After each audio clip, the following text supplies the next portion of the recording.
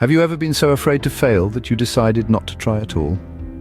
This is a common sentiment, a fear that grips many of us. It's the fear of failure, a formidable obstacle that stands in the way of our progress and personal development.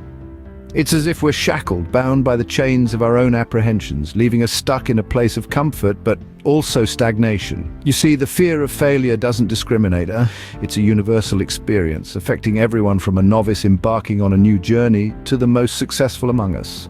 Even those who've reached the pinnacle of success, they too have been in this exact place, wrestling with this very fear. Consider, for instance, the acclaimed author J.K. Rowling.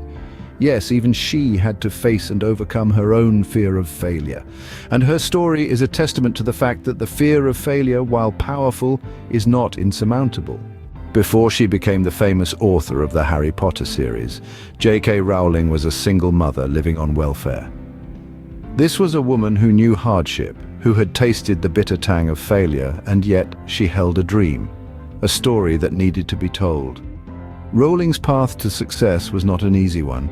She faced countless rejections for her first book, the manuscript of Harry Potter and the Philosopher's Stone, gathering dust as publishers turned their backs. Each rejection could have been a reason to give up, to surrender to the fear of failure, but for J.K. Rowling, it became fuel. It became a motivator, a reason to keep pushing, to keep trying. She had a belief, a conviction that her story had value. And so, with each rejection, with each setback, she only grew more determined. She used her fear of failure not as a barrier, but as a stepping stone, a challenge to overcome. She turned her fear into resolve, her doubts into determination. Rowling's story is not just about her success, but about her struggle, her resilience in the face of repeated failure. It's about her ability to take that fear of failure and use it as a catalyst, as a driving force towards her goal. And as we all know, Rowling's persistence paid off. Her story teaches us that failure is not the end, but rather a stepping stone to success. Now, you might be thinking, that's great for J.K. Rowling, but how does this apply to me? Well, let's dive into some practical steps you can incorporate into your life to overcome your own fear of failure. First and foremost, acknowledge the fear.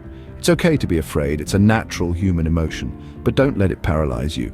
Instead, let it motivate you to become stronger, more resilient.